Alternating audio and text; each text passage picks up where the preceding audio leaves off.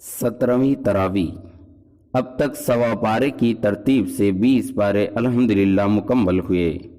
اب آج سے 1 پارہ تراویح میں سنایا جا رہا ہے۔ چنانچہ آج کا خلاصہ 21ویں پارے پر مشتمل ہے، جو سورہ عنکبوت کے آخر 3 رکوع، سورہ روم، سورہ لقمان، سورہ سجدہ، سورہ احزاب کی ابتدائی رکوع پر مشتمل ہے۔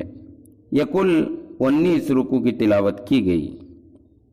ارشاد باری ہے: اتل ما اوحی الیک من الکتاب واقم الصلاۃ۔ اے نبی، تلاوت قرآن مجید کیجئے اور نماز قائم کیجئے۔ بلا شبہ نماز فحش باتوں اور برے کاموں سے روکتی ہے۔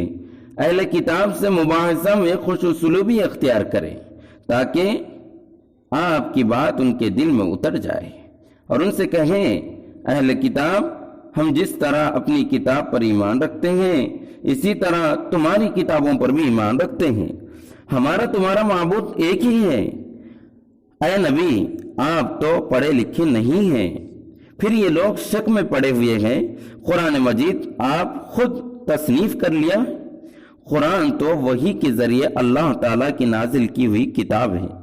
ارشاد باری ہے: اے میرے وہ بندے جو ایمان لائے ہیں، میری زمین میں بہت وسیع ہے، میری زمین، اور خوف کی کوئی بات نہیں ہے۔ جہاں چاہو جا کر میری بندگی کر سکو۔ یا عبادی الذین آمنوا ان الارض واسعۃ فایایا فاعبدون۔ آخر لوٹ کر تم سب کو میرے ہی پاس آنا ہے۔ آگے چل کر مضمون جنت کا ذکر کرتے ہیں۔ مسئلہ رزق کو بیان فرمایا، جس میں جد و جہد کرنے والوں کے لیے ہدایت اللہ کی طرف سے ہوتی ہے۔ والذین جاہدوا فینا لنہدینہم سبلنا وان اللہ لمع المحسنین۔ اس کے بعد سورہ روم شروع ہوتی ہے۔ اللہ کا ارشاد ہے: اگرچہ اس وقت ایران کے خلاف جنگ میں رومیوں کو شکست ہوئی، لیکن چند سال کے اندر ہی پھر تم غالب آ جاؤ گے اور مسلمانوں کو خوش نصیبی نصیب ہوگی۔ پھر اللہ تعالیٰ نے اپنی بہت سی نشانیوں کا ذکر فرمایا، جس پر غور کر کے انسان کو توحید الہی کے لیے مائل ہو جاتا ہے۔ یقیناً اللہ تعالیٰ کی قدرت کی نشانی عقل رکھنے والوں کے لیے اللہ کا دین سیدھا ہے اور صحیح ہے، اس میں تغیر و تبدیلی نہیں ہے۔ اکثر لوگ یہ بات نہیں سمجھتے۔ اے لوگو، سود لین دین سے تمہاری دولت میں بڑھتی نہیں، کیونکہ یہ حرام کمائی میں برکت نہیں ہوتی۔ خیر و برکت جس میں زکوٰۃ ادا کی جاتی ہے۔ اے نبی، نہ ماننے والوں کو خواہ تم کسی طرح سمجھاؤ، وہ ماننے والے نہیں ہیں، ان کے دلوں پر مہر لگا دی گئی جہالت کی۔ کذالک یطبع اللہ علی قلوب الذین لا یعلمون۔ گویا کہ پورے سورہ روم میں 3 مرکزی مضامین ہیں: مقصد تخلیق، نمبر 2 دلائل توحید، نمبر 3 اسلام ایک فطرت ہے۔ سورہ لقمان کا آغاز ہوتا ہے۔ ابتدا میں فرمایا گیا قرآن ہدایت اور رحمت ہے نیکی کرنے والوں کے لیے، اور جو لہو و لعب کی باتوں کے طلبگار ہیں، فرمایا گیا یہ باتیں خدا کی یاد سے غافل کرنے والی ہیں۔ پھر آثار فطرت کا پیغام توحید کے ذریعے دیا گیا، اور لقمان کو دانائی جو دی گئی تھی اس کا ذکر فرمایا۔ وَلَقَدْ آتَيْنَا لُقْمَانَ الْحِكْمَةَ أَنِ اشْكُرْ لِلَّهِ۔ ہم نے لقمان کو دانائی عطا فرمائی تھی، وہ ہمارا شکر گزار بندہ تھا۔ جو شخص شکر گزاری کرتا ہے وہ اپنے ہی فائدے کے لیے کرتا ہے، کیونکہ اللہ تعالیٰ ناشکر گزاری کی ناشکری سے بے نیاز ہے۔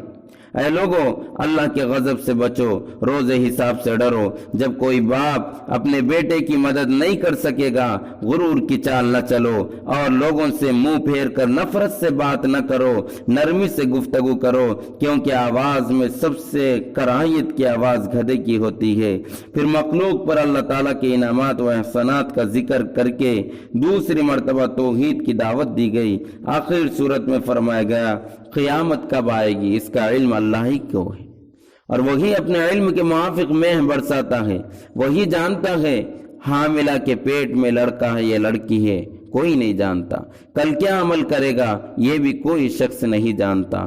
وہ کس زمین پر مرے گا ان اللہ علیم قبیر، اللہ ہی سب جاننے والا اور خبر رکھنے والا ہے۔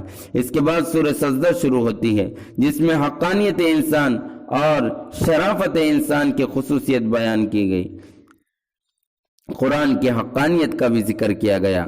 پھر سورہ احزاب شروع ہوتی ہے، ارشاد خداوندی ہے آپ کافروں اور منکروں کا کہنا نہ مانیں، آپ کے پروردگار کی طرف سے جو حکم ہے آپ کو وحی کے ذریعے کیا جاتا ہے اس پر چلے۔ پھر فرمائے گا ہم نے کسی شخص کے دل میں دو دل نہیں رکھے اور کسی کی بیوی کو ماں کا درجہ نہیں دیا، اور منہ بولے بیٹے حقیقی بیٹے کے برابر نہیں ہوتے ہیں، اور منہ بولے بیٹے اپنے اصلی باپ کی نسبت سے پہچانے جاتے ہیں۔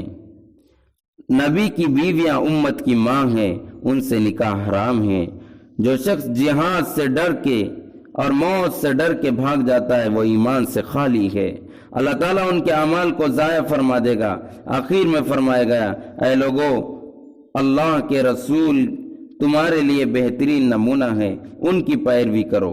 لقد کان لکم فی رسول اللہ اسوۃ حسنہ، سچا مومن اللہ تعالیٰ اور آخرت پر پورا یقین رکھتا ہے، اللہ رسول کی کامل اتباع